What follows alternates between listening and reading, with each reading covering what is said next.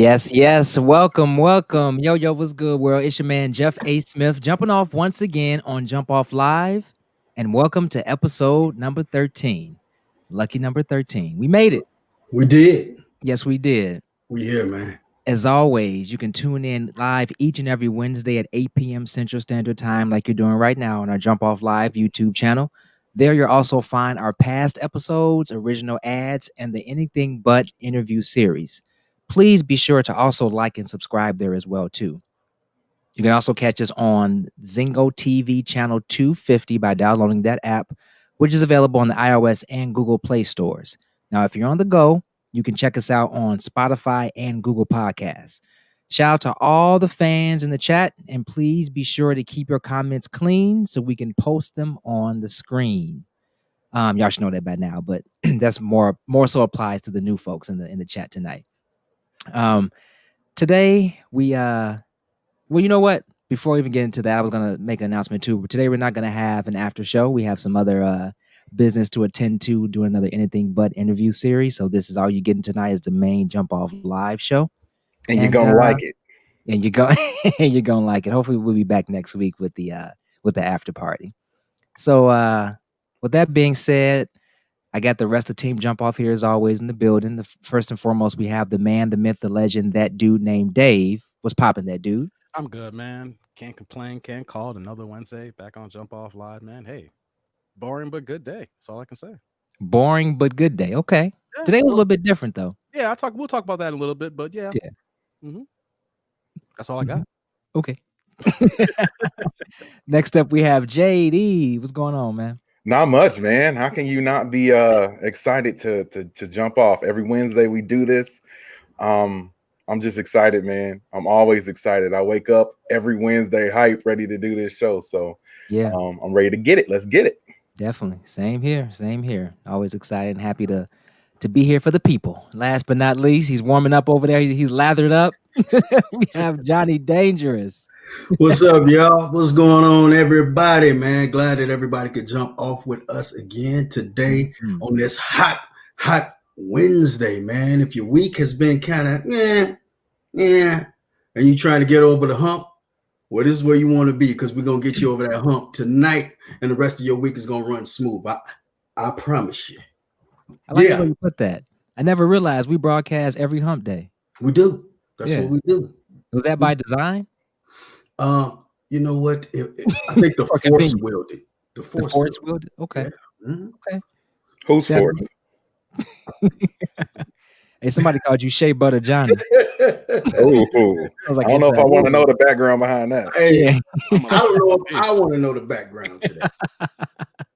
Hilarious. All right. So today is January 20th. Every 4 years, also known as Inauguration Day. So we finally have a brand new president. Number 46, also known as, we can say the name. We can say his name. Joseph Robinette Biden. Say that again, Jeff. Joseph Robinette Biden. How did that happen? You know, old school. You know how that works. They don't make Robinettes no more. They don't make them like that no more. Look at his birth certificate, and you will look when you see that, and you're like, "Oh yeah, they don't make them no more." He got to be the only Robinette. I never even heard of that name before. Robinette. Yeah, Robinette. That's a 40s name for real. Yeah. So congratulations to the new president as well as the vice president, Kamala Harris. That dude named Dave is going to kind of break down what has transpired thus far today. So go ahead, that dude. So, as we stated here, Joe Biden earlier today was sworn in as the 46th president of the United States, along with Kamala Harris, who is now the vice president, who is not only the first woman vice president, first woman of color, Jamaican descent, as well as Asian descent. So, making history on that note there, seeing her on the screen and basically also seeing Michelle Obama, seeing Kamala Harris, and seeing Dr. Biden, you know, Joe Biden's wife, you know, they were all dressed down to the T's today. We can get into that later. Also, too, Donald Trump leaving office, but he broke norms like he always did being in office here. So 200 norm of not even talking to the next incoming president, the peaceful, you know, transfer of power that they always talk about. Around 8 a.m., you know, hopped on the plane to Maryland, gave a speech. From that, then hop on the plane to Florida where he's at, and we don't know what's going on because he's on banishment ban right now. Don't know where he's at on Twitter, Instagram. That's all gone right now. So when I said boring, it's kind of quiet on that note because we ain't heard from him say anything outside of his speech right now. Off the rip, Biden immediately enacted 17 executive orders. So Yeah. I'm not going to go into all of them. I'm gonna list them down and then we can discuss this, fellas. So let's name a few of them here. Launching the 100 days of masking challenge and federal grounds mandate. So basically, he cannot force people to wear a mask, but on federal buildings and grounds, that can actually happen for the first 100 days. That has already been put in process right now. Resuming the engagement with WHO, the World Health Organization. We'll talk about that as well. Creating COVID-19 response coordinator position. Like, they don't even have a coordinator for the COVID response. That goes without saying here. I thought that was Pence. Yeah. The task force, but maybe that, yeah. Exactly. Another one I want to bring out here is the extending eviction and foreclosure moratorium. So we know with everything going on with people not working, laid off, or whatever the case may be with COVID-19, evictions are going to be at an all-time high. So that's being extended. That wasn't even done by the Trump organization or regime right now. Also, the extending on the pause in student loans. Man, kids can't pay these loans off and ain't working, Yeah. and that is still in place. So I'm glad that that's actually going on right now. Rejoining the Paris Agreement on climate change, revoking the Keystone XL pipeline permit. That is huge. That is so huge. That's been an ongoing battle for years, as far as that pipeline being pumped in on ancient grounds.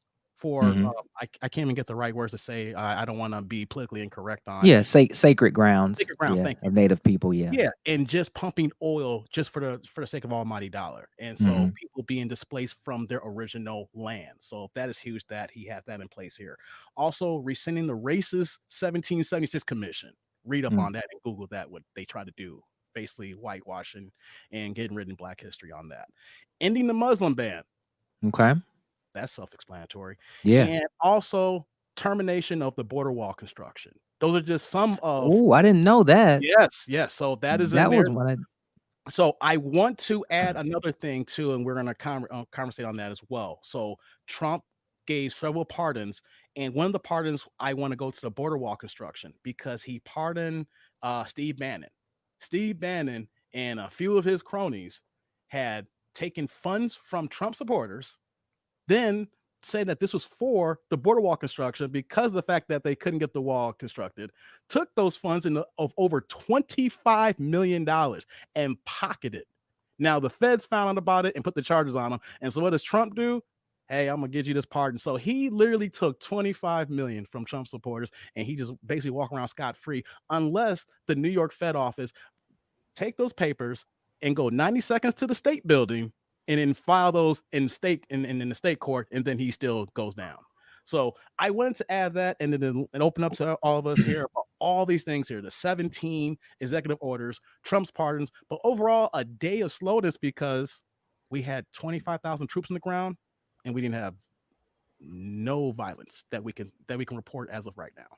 Yeah, that was a lot to unpack. Just a few initial thoughts. So I did learn, and this goes in line with what you said, Dave, with the people that Trump is pardoning, these are for crimes at the federal level. So if they're prosecuted at the state, they can still be prosecuted at the state level. Is that correct? That's what I. Yes, so pardons only work for, like I said, federal crime. So if you got a Fed case, like I said, was it 98% conviction rate? But state crimes is a whole different thing. So anything state level, you can't get pardoned for that. So with New York, there are several cases there. The buildings are literally next door to each other. If you ever go to downtown New York and Manhattan and you're in the financial district, you see all of them together. So literally you can, like I said, they will take the federal case literally next door to the state case. It doesn't matter. And that's why it's so huge for Donald Trump right now, all his impending cases that are federal crimes regarding pardons, but it's all in New York. And it literally can just say, hey, you know what, though? We're going to kick this back to the state. That happens all the time when the state thinks that they have a better case go to the Fed to get the conviction, and vice versa. The Fed don't want to touch it. Yeah, I thought it was interesting that he didn't pardon himself nor anyone from his family, because I know that was the big thing that people thought that he was going to do. He obviously, I would think, has another or a different play that he has in the tuck, because I thought that he was definitely going to, at the very least, pardon some members of his family, if not himself. So I found that to be pretty interesting as well. Well, check it out though, Jeff. Actually, what I heard is that he didn't have to. They didn't have to make it public as far as who all got pardoned. So there may be a whole nother. It could be a double amount of people that was pardoned that wasn't made public. Gotcha. So Actually, if he included his name and his kids and everybody else, he could have kept it quiet. I don't know at what point, Dave. You might know at what point it would have to come out. Here, his aides talked him out of any pardons or possibly doing the silent pardons because it's a Supreme Court nightmare. You can say it'll have to get litigated in court. Can a sitting president or an outgoing president pardon himself with a blanket, pardon? The problem though is that as soon as if he did something like that, any prosecutor who has a case on him would want to challenge that. That's a career case. So you're opening Pandora's box by trying to say, I'm a blanket myself. So even if you put in your back pocket, someone can say, okay, put in your back pocket. I'm going to test if you do have in your back pocket, and I want to go to court and make a career for myself. So that's why it's like a double-edged sword for him. I can protect myself, but the people around him could snitch on him because they wouldn't have no protections, or I put in my back pocket, and the best lawyers in the country will come after me. Gotcha. Sounds like that's tempting fate a little too much. And everybody don't like him right now. So that's a fate that you don't want to touch. Interesting. Well, you know what? Knowing Trump, like you said, Jeff, he's got a card to play.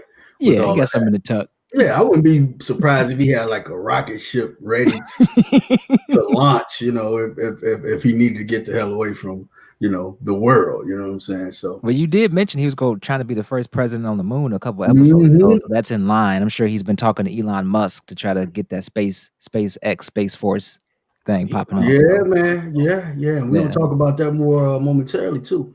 Yeah. Okay. Yeah, one of the interesting things that I found was that the list of some of the people who he gave pardons to was quite interesting, including Lil Wayne and Kodak Black, whatever that is, and he's a rapper. Oh, is he? Yeah, I thought he was a digital camera. But yeah, I found it interesting. Oh, he also pardoned Casey Urlacher, who is Brian Urlacher's younger brother. Did he? Yeah. Who was on some he was on some illegal gambling type stuff and had been locked away for a while. So that kind of explains, like, if you go back, you can kind of look at each of these people who got pardoned, and you can kind of trace it back to when they had sort of out of nowhere started putting out these messages about how they supported Trump. Like Wayne did it, Kodak did it, Brian Urlacher, who was Casey's brother, former Chicago Bear, Hall of Famer. He came out with some stuff in support of the young man who killed those two people in Milwaukee, sort of out the blue. Kyle Rittenhouse. You can start kind of putting the pieces of the puzzle together and realize that these pardons were sort of paid for in advance. So it's not like it's something that Trump just got a list and was like, who could I pardon today? These things have been negotiated and discussed for months on end. And I think just because we're hearing about them today, a lot of people tend to think that it was something that, it just happened. Like, oh, he got a list together and just started, naming off people that he wanted to get off. I'm like, no, this has been negotiated. A lot of people believe that he's been paid to do some of these.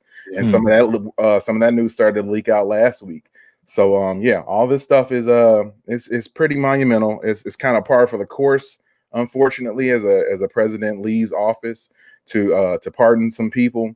I was kind of there was only one thing he sort of dismayed, though, was the fact that Joe Exotic of Tiger King fame did not get pardoned, man. So he's still behind bars. They had that fancy GMC truck limo thing parked outside. He was ready. He just thought he was about to leave. Can you imagine just seeing him pacing around like, man, I'm about to go? He had his stuff back. Yeah, Trump got me. Talking tough, had his chest out. Yeah, he had his. He out in the yard like, yo, y'all ain't gonna see me tomorrow. Y'all ain't gonna see me tomorrow. Up and everything. He was trying to get his civvy clothes, but they wouldn't let him. And he was out of luck. So he's still behind bars. That makes me think, like, what didn't he do? what didn't he do? Because he didn't get the pardon. So maybe they was looking for something, but he wasn't willing to provide it. Yeah, man. You know, he's behind bars. Somebody, yeah, bitch, I'm about to get up out of here. And you know what?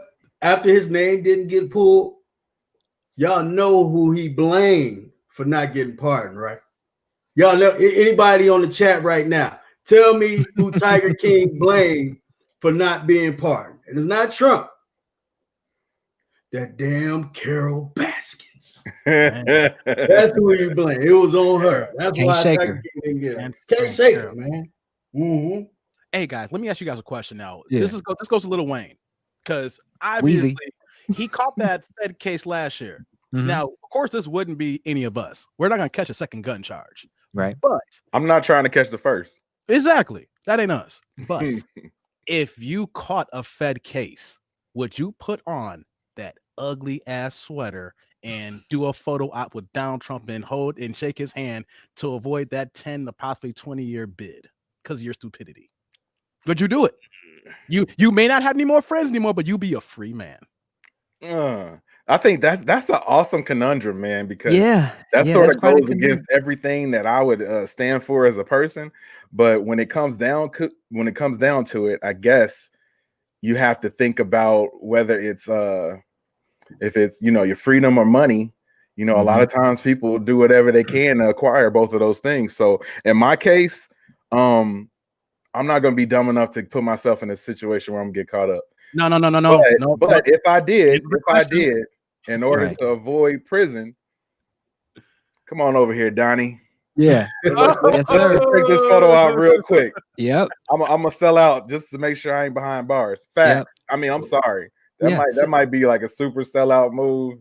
No, man, they ain't but, snitching. man, I'm Yeah, not. it's complex though. ain't You got to snitching. think about Wayne got about what, like 5 kids too. A lot of them are little. Besides Ray Janae, she's an adult, but all his other kids are his oldest daughter. I think her name is Ray Janae or something like that. Raging what?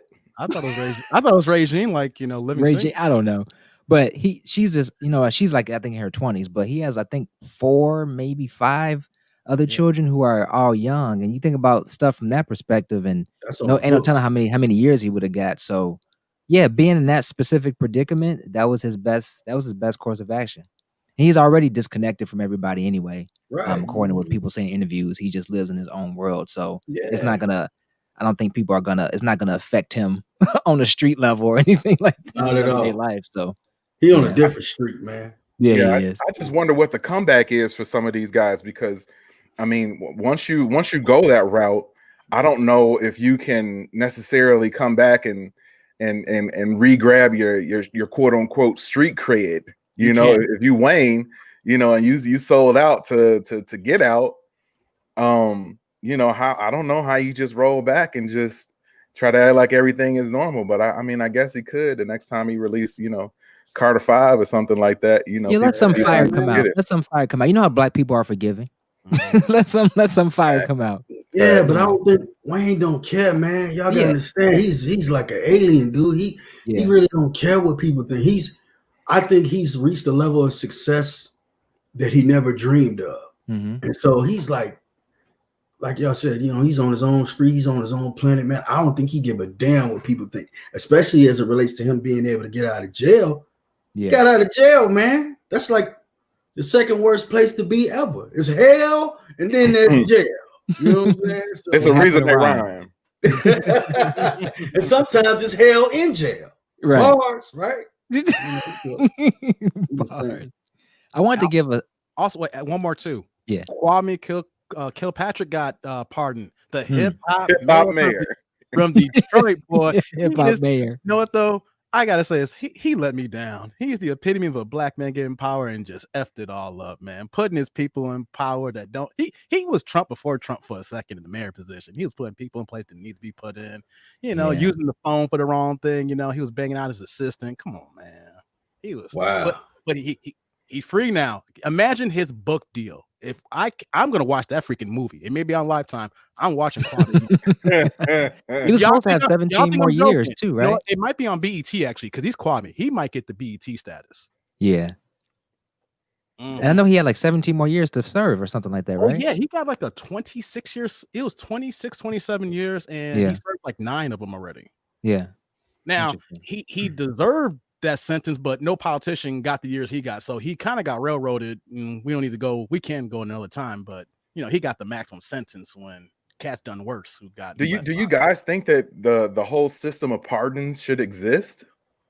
Well, yes, man, that's a good question. Yeah, because I mean, like, you do a crime, shouldn't you do the time?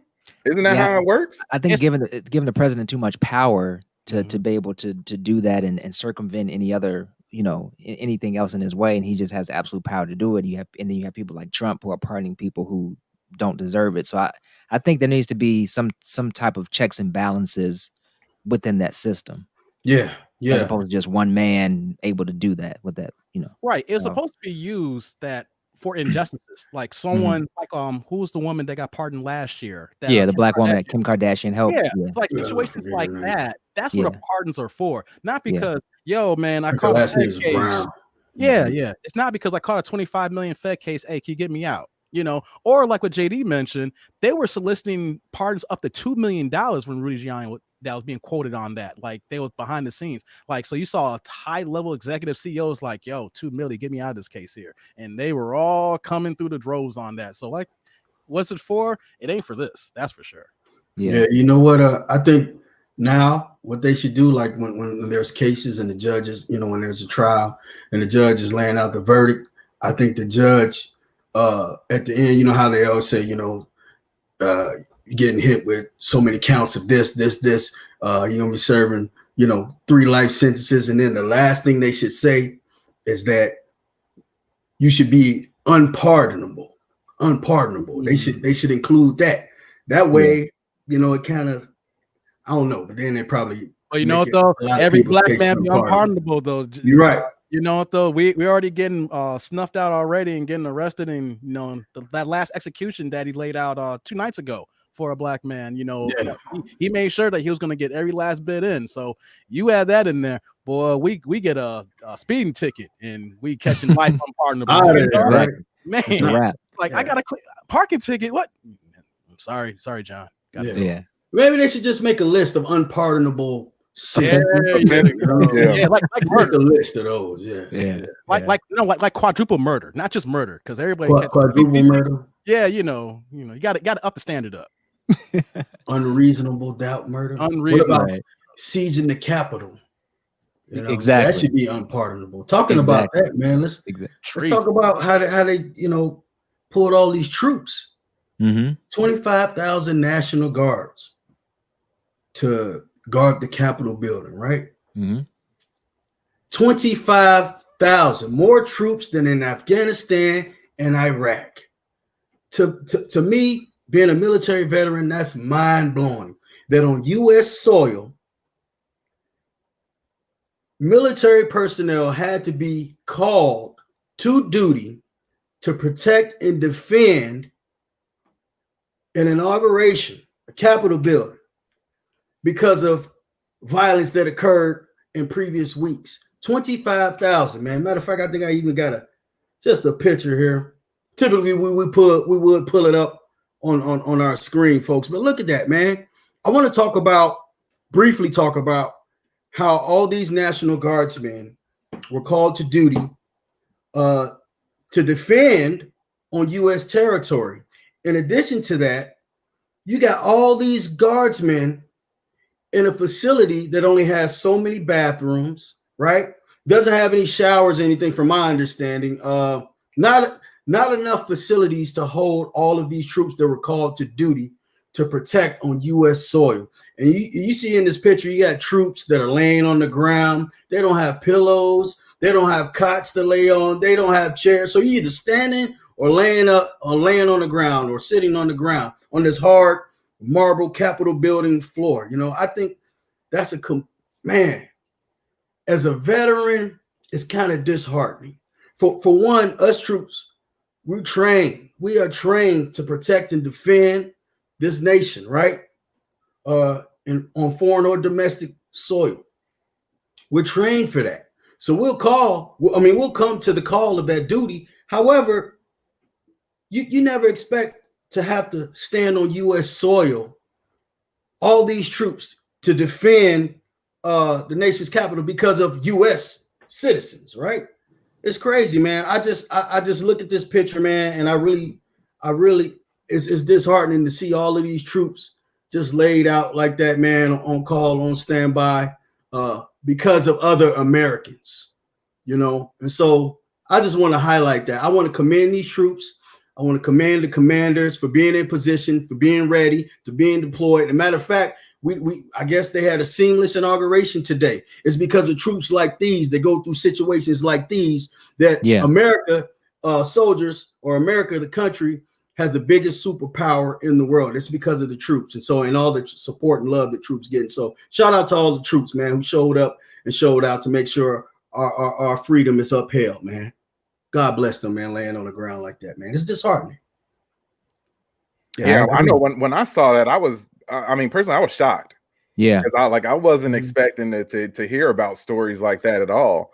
But I guess that at the end of the day, it was worth it because, you know, everything seemed to go off without a problem. It did. Like you said, John, it's discouraging that we even had to take these precautions, but I'm just glad and thankful that our troops were able to be there to, you know, to protect the sanctity of the inauguration today, and also to probably dissuade a lot of people from trying to pull something. Yeah. I just you hope that these you would like that these things aren't necessary, but in these times they definitely are. And it just makes me think that, you know, it took all this to keep everything running smoothly. It seems like it takes more and more to keep things running smoothly as we go. At a certain point, we're going to reach that critical mass where we're not going to have enough people to help run things smoothly. So we're going to have to rely on the people, hopefully having changes of heart to, you know, to heal this country and bring it back from the darkness that we were in for the last, you know, 4 years. Well said, man. Well said. Yeah. Couple things I wanted to point out too, and that was definitely a great point, Johnny Dangerous and also JD. So as I was looking at the actual ceremony today, you know, lots of ceremonial things that occurred. But besides the regular pomp and circumstance, some things I really noticed that stood out were the women were suited and booted, man. So like Michelle Obama, Kamala, Hillary Clinton, you know, Joe Biden, like Dr. Joe Biden, they all like they just showed up and showed out. They had a common theme of wearing purple. Goes back to the women's suffrage movement, but also purple is a combination of blue and red. So try to bridge that gap. So shout out to them for showing up and showing out like they always do. Special shout out to Amanda Gorman. That's Black Girl Magic right there. So she's she's a poet. She in 2017 she became the United States of the first National Youth Poet Laureate of the United States. So she's 23 years old now, I believe, and she delivered incredible original piece of her own work. And yeah, I had never heard of Amanda Gorman before, but she deserves to be saluted because she did a wonderful job today, and her future is definitely bright. Yeah, it was to interrupt you real quick. It was the only thing that moved me today, man. Like I heard you know, President Biden speak, and you know, I was thankful for what he had to say. But her poem and her speaking and her poise in delivering the message that she did, that really moved me. And that I felt like that was the moment that, you know, that I needed. And even more so than, you know, President Biden actually officially becoming president, just to realize that, you know, it's sort of like everybody talks about making America great again. Like I felt like that restored some of my faith in this country, and seeing a woman like her be on the stage that she was on and speak the way she was able to speak, it was another one of those moments where, you know, you feel proud to be Black. And those have been few and far between over the last 4 years. I agree. I looked her up too, and I saw that her art and her activism actually focus on issues of oppression, feminism, race, marginalization, as well as the African diaspora. And her reciting the poem, it's called "The Hill We Climb," at the inauguration today, solidified her as the youngest poet to read as a president at a presidential inauguration. So that was, you know, history. That was unprecedented for all the right reasons today. So again, shout out to Amanda Gorman. So we salute you, and we will definitely keep our eyes on what she got coming up. Man, that's beautiful, man. Doesn't that like that excites me, man? Because, you know, just when all these negative things occur, you know, and you start to lose hope, in humanity. You start to lose hope in the American, what America encompasses, and you start to see it deteriorate. Something beautiful like today happened. And I truly do. I say it again. I truly do feel like this year and going forward, women, all women, specifically women of color, stand up, man. Stand up, y'all. It's your time. It's your time to shine. One day, when a woman will be president of the United States of America, and I look forward to that day, because women, you are the most powerful force on this planet. Very powerful. And so I look forward to seeing the flight that women will take, not just in America, but in the world, and how it's going to change everything. So we appreciate y'all. We salute y'all, man. It's magic. It really is, man. It excites me. Yeah, I agree. I also wanted to add, did you guys see the meme when we saw Michelle Obama 4 years ago at the inauguration, and she just had her hair basically just pulled back into a weave ponytail, and today she had them curls bouncing. They were bouncing. Man, We dressed for the occasion, right? We dressed for the occasion. Man, hey, man. Her curls look like eyelashes. Didn't they? Yeah, them curls look like big. I seen them same curls on girls' eyelashes, man. She was killing it, man. Anybody that was in that area felt the wind from those curls. Yeah. She had her strut. She was walking out. Yeah. She just. But I mean, and then too, like you have to think about it though. It's almost like being repressed for 4 years, being in a scenario, in a situation where you felt uninvited for 4 years, and to finally be able to return to that stage, and to also return to that stage with someone like the Bidens, who I'm sure she considers family too, because they pretty much lived together for 8 years. So I mean, it has to be a good day for her, and such a breath of fresh air, Absolutely. I'm loving the comments, by the way. Oh yeah, great comments from the audience there. So, all right, I think we can go ahead and wrap up this. Was there any last thing you had, Dave, or? No. Shout out to Kodak Black. He could be dropping an album probably in about another month now.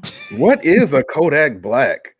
I didn't know he was on Trump's radar. Maybe Trump thought, he gave the Kodak contract for the vaccine and thought he may be involved on that, exactly. That was a good joke, Joe. I sorry to take your shine on that joke, though. No, it's all good. You killed that player. Quick fun fact for you, JD.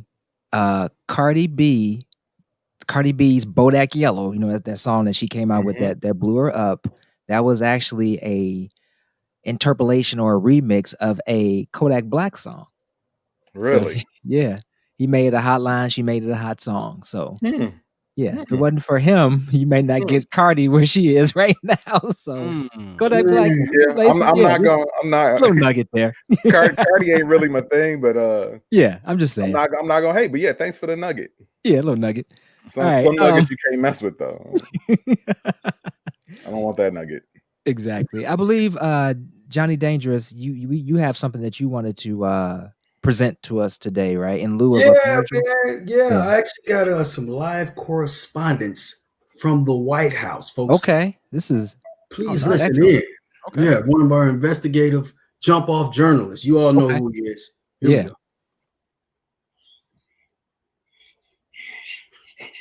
Hey, JumpOff. It's me, Celsius. Call me Fahrenheit right now because I'm definitely in a hot spot. Master Doo taught me how to be slick. I was able to slide past the Secret Service and finesse my way into the Oval Office, only to find what I suspected would be right here on the Oval desk, a written letter. For Joe Biden from Trump. I'm going to read it using my narration voice. Bear with me. It reads, Dear Sleepy Joe, you are welcome. Yeah, I know what you're thinking. Wow, President Trump left this entire kingdom all to me, yet I am not deserving. You're probably wondering why I decided not to continue to have the ballots recounted, even though the world knows the Dems cheated you into office. Well, it's because I am not a selfish man. As a matter of fact, I'm the most unselfish person that you will ever come to know. Even in the afterlife, when you get a chance to meet God, he'll tell you, my son, My favorite son, Donald J. Trump, is the most unselfish son that I ever had. He is such a role model to his brother Jesus. I wish Jesus would be more like his brother Donald. What a lot of people don't know is, when God rested on the seventh day, he handed the rest of the work over to me. Yep, that's right. There should be 8 days of the week because I could have gotten it all done in one day. Believe me, I have a lot more to say to you, old Joe, but I know you're probably getting sleepy as you read this letter. So I'll wrap things up. Yup, I'm working with Elon Musk and Jeff Bezos to get packages sent to my new office. I want you to be the first to know that your idol, Donald J. Trump, will be the first president of the moon. It's going to be so bigly. I gave you all a clue when I started the Space Force. Believe me. And after I become president of the moon, I'll crown myself CEO of the galaxy. So you see, Sleepy Joe, the Oval Office chair is much too small for the likes of me. You won't have to do much as president because I've already completed all of Earth's work. So again, you're welcome. Alternatively sincere, President Donald J. Trump, future president of the galaxies and beyond. P.S. You can't steal this one from me, Joe. You have to get past my intergalactic force field walls guarded by the real Buzz Lightyear. And you know who's going to pay for it? The aliens. That's who. Oh, shit. Here comes the guards. Jump off! Wow. I think Celsius trying to get a Pulitzer Prize. Yeah, he is. He's gonna get one for that one. That's quite the reporting because I didn't see that on CNN at all. For real. Hey, Wow, that's the type of stuff that you come to Jump Off Live for right there. Yeah, I heard that he wrote a very nice letter to President Biden, but nobody was able to actually get the letter. And the fact that Celsius, Jump Off Live's own Celsius, was able to get that letter, man, it makes me proud to be a member of Team Jump Off, man. Yeah, I agree. I agree. Let's think about it. If his name is Celsius, he should probably get to anything. I'm just gonna say that right now. Any man whose name's Celsius and who has a cousin named Fahrenheit can get into anything and anything. Yeah. So the fact that he got it before CNN, salute. That's bigly, man. That's big. Hey, John, how did you meet Celsius? Like, how did he get?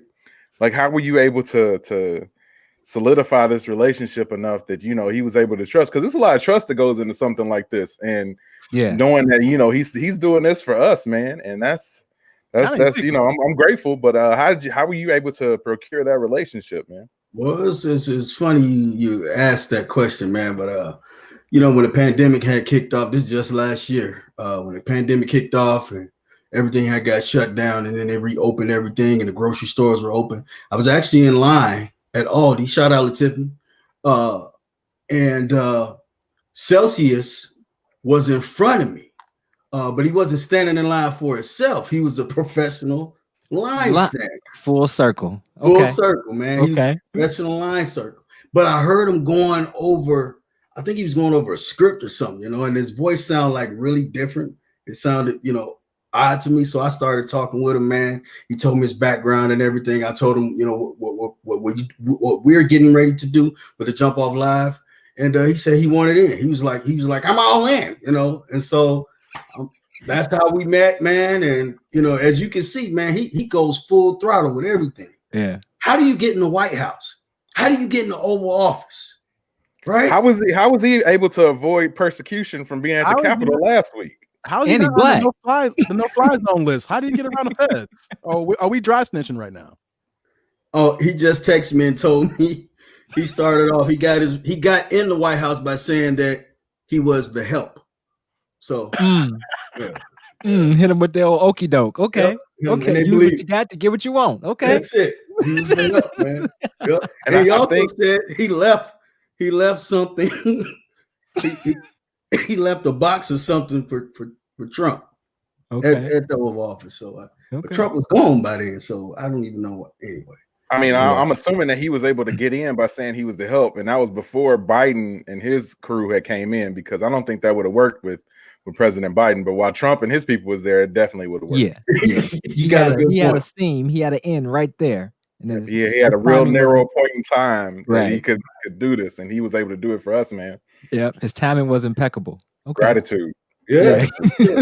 Salute He said for he real. grabbed a few stimulus checks too. He'll be sending them out. That's what's up, There were man. just checks laying around. Man, he said it was checks laying around. So if you hadn't got your stimulus check, folks, Dang, that's where mine is at, huh? man, Okay. Celsius is gonna send them to y'all. Fahrenheit, the block is hot.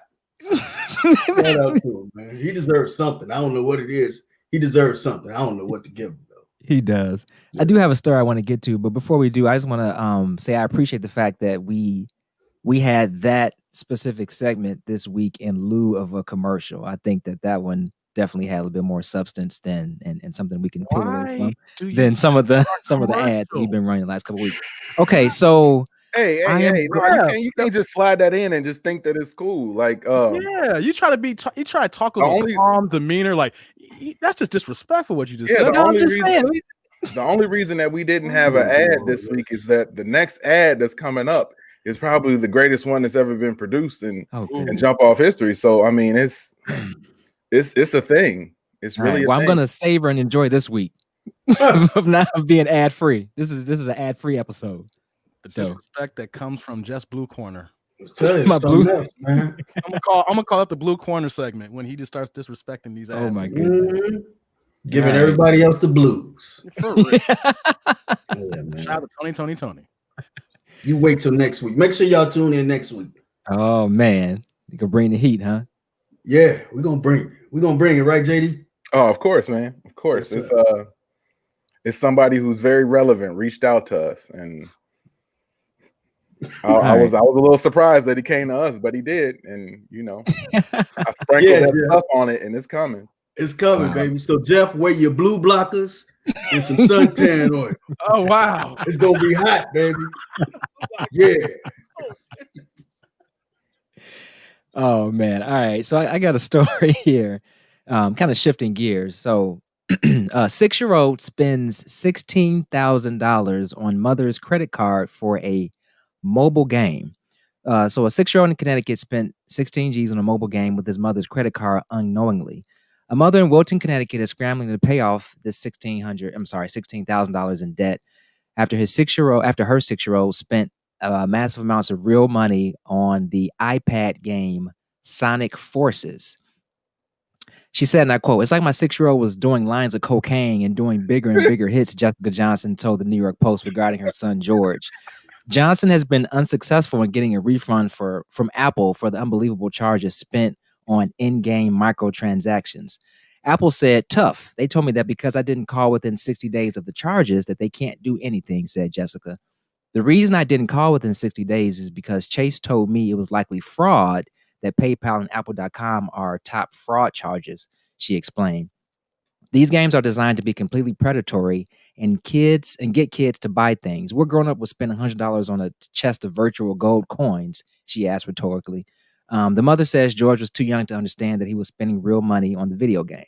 "My son didn't understand that the money was real. How could he? He's playing a cartoon game in a world that he knows is not real. Why would the money be real to him? That will require a big cognitive leap." Numerous studies have been conducted to determine the links between microtransactions, loot boxes, and gambling addiction in video games, many of which are, of course, marketed towards children. So the crazy part is George is actually 37, ain't he?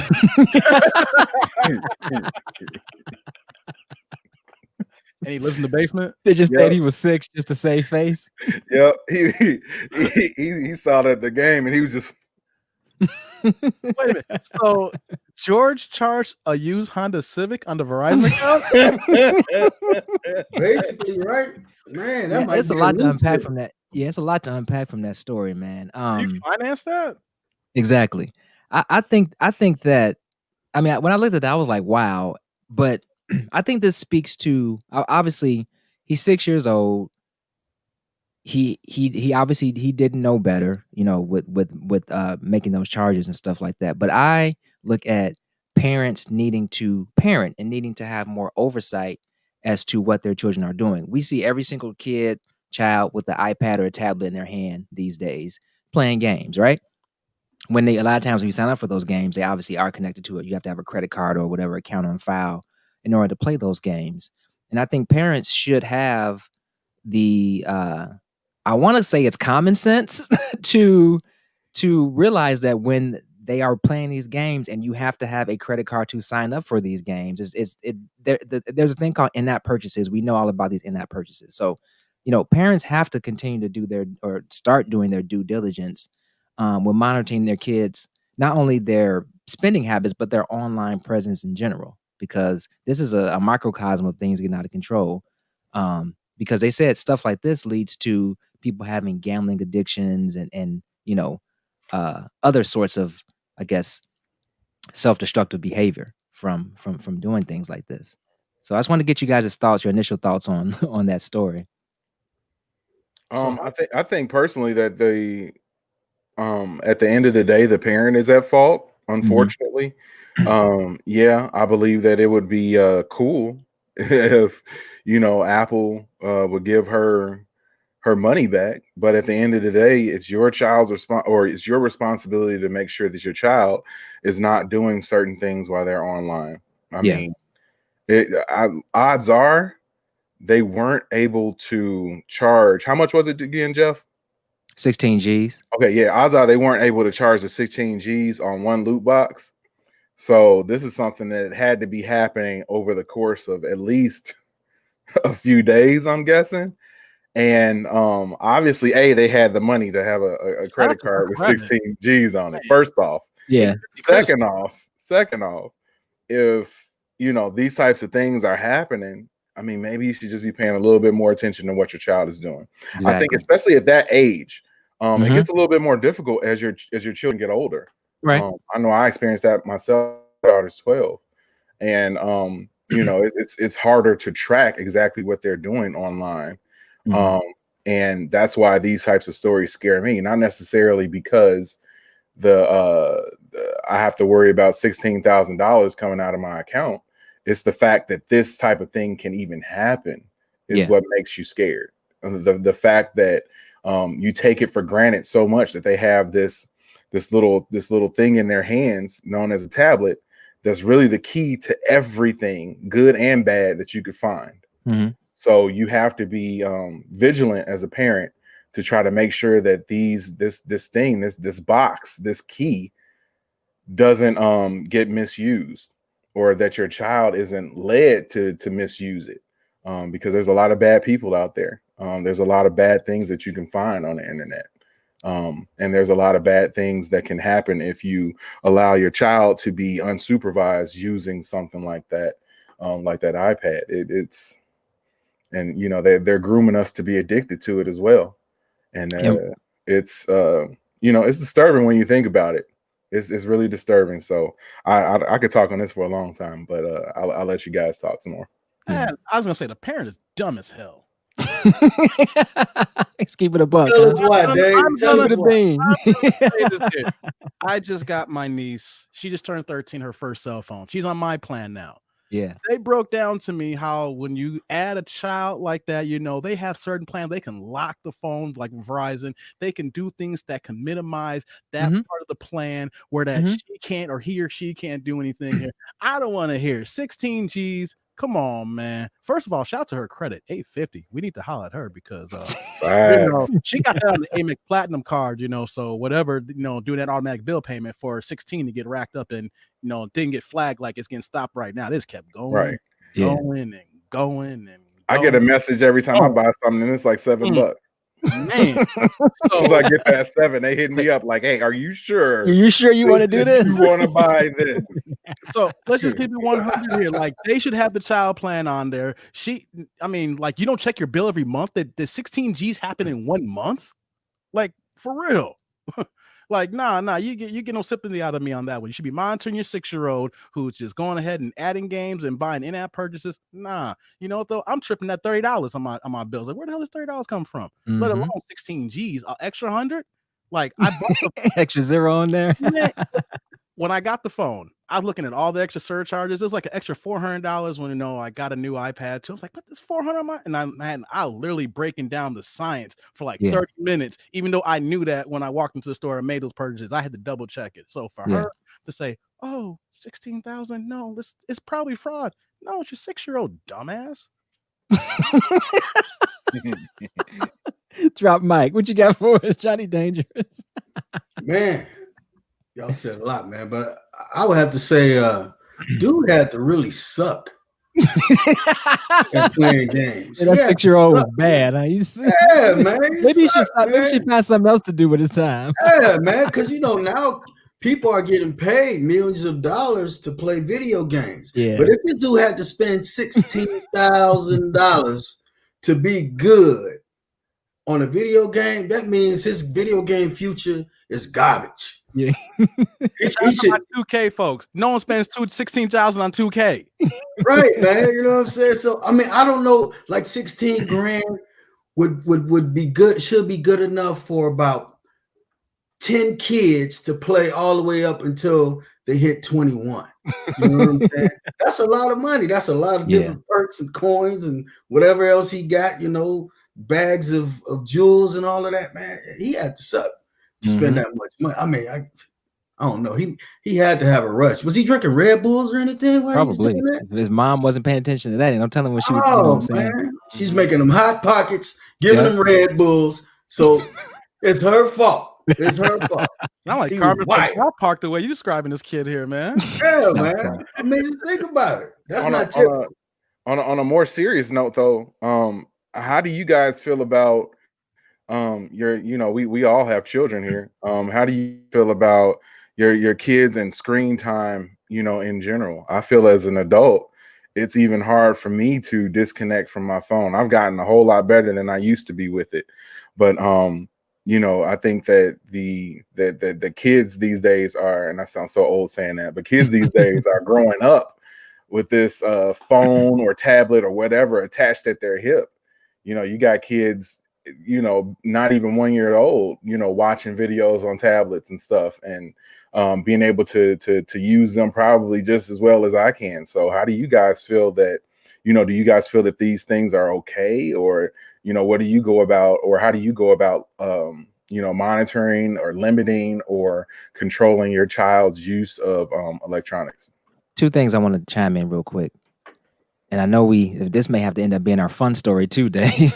I don't know. That's fine. Let it go. Yeah, this is considered, effed up news, definitely, even though we didn't play the intro for it. Two things. Taking a step back, we can't rely on for-profit companies to have morals and ethics. So let's put that to the side, because I know the mother was like, I can't believe they would do this, and why would they market and target blah blah blah children?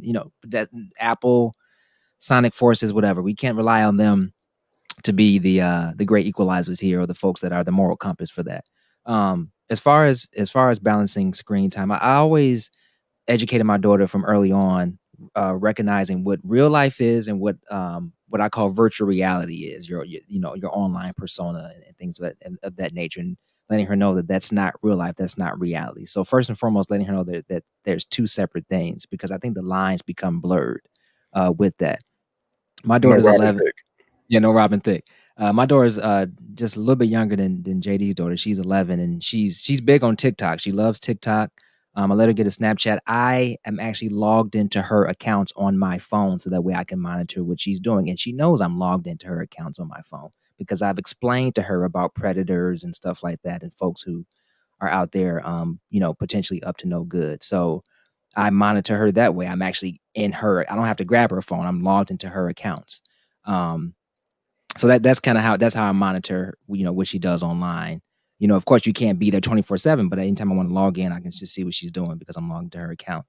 And then we have times where I say, okay, we're gonna do something constructive that's not screen based. You know what I'm saying? We play a lot of Uno at our house and stuff like that. You know what I'm saying? So we do things to make sure we schedule time away from the actual screen to have that balance. However, it is challenging because most of us are on our phones so much throughout the day. So is my daughter on her phone more than I would like her to be? She is. But I find her doing more so constructive things when she's on it. So a lot of times she's having, play dates and talking to her friends via Google Meets and things of that nature, as opposed to just playing a game or just scrolling through a website. So I wanted to get that all out real quick because I only got a few minutes left. Very good, Jeff. Real quick, I have to say, for one, his mother was the sacrifice for all of us to have children. She was the sacrificial lamb.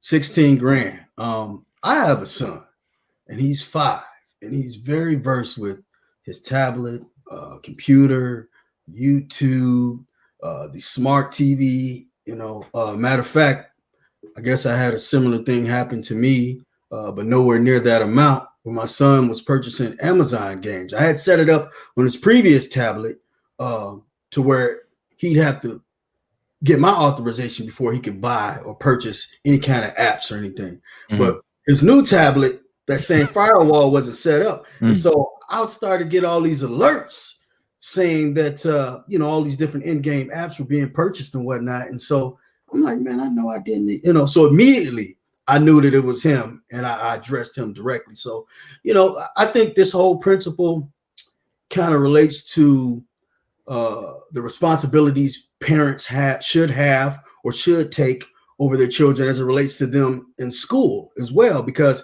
there's an expectation in the school for the teachers to be the parents, to be the counselors, to be the truant officer, to do so much. But responsibility truly should lie up on the parents. It's your responsibility. I know a whole lot is going on in life, especially in these times, but one of the most important things that we need to make sure we're keeping a grip on is the reality of being a parent and knowing that we are responsible not only for our own actions, but the ones of our children, especially, little children. And so, man, she should have been monitoring that big time. I guarantee it'll never happen again. Guarantee. Where was her credit alerts? Like, Dave's all about with something. I'm being real. Like, after a certain point, I have a certain card that has limits and a certain card that don't have limits. And even the ones that don't have limits, they say, hey, yo, you sure you're going to do this after so many purchases I've done? So come on, man. She living. That 16 is a drop in the bucket for this woman, I bet. Probably so. What her spending habits are. Right. What she I gotta say this here. Dumbass. Plain and simple, huh? That's like a 2016 Honda Civic. Only Dave would equate the amount to a car. Automatic with a few power options. Oh man, yeah. I think it's a great discussion, though, man. I really feel as though, I think it was Charles or Chris was saying in the chat. I wasn't able to see exactly who it was, but that people use these things as babysitters. I'm guilty of that. I'm sure we all are, to some degree. But you have to be able to have some sorts of restraints on these things, and you need to safeguard, your accounts. I think we're all too free and loose with the amount of information that we share, the availability and the ability to instantly purchase things is dangerous, man. Like, all these things are built to get us to do these types of things, to have these types of things happen. Just like you were saying, Jeff, like these are predatory apps. And easily they can install safeguards against these types of things, but that's not what they're for. Yeah, they're there to make us have these issues and to have to go through all sorts of litigation. So can you imagine the person who isn't dealing with this for $16,000, but they're dealing with it for $150, and that $150 means just as much to them as this $16,000 does to this other family. That's groceries for the week. Yeah. So exactly. Yeah. So you have to it's as parents, we have to take the responsibility. And we have to own that. We have to own it, regardless of its, of the amount. We have to own it. Yeah. Unfortunately, we are out of time, folks. I feel like we're just ending like, we could dive in longer, but we got to go. We only got an hour. So thank you all so much for tuning in to another episode of Jump Off Live. Be sure to follow us on social media by searching for Jump Off Live, and we will see you next week. Peace and love. Jump off. Jump.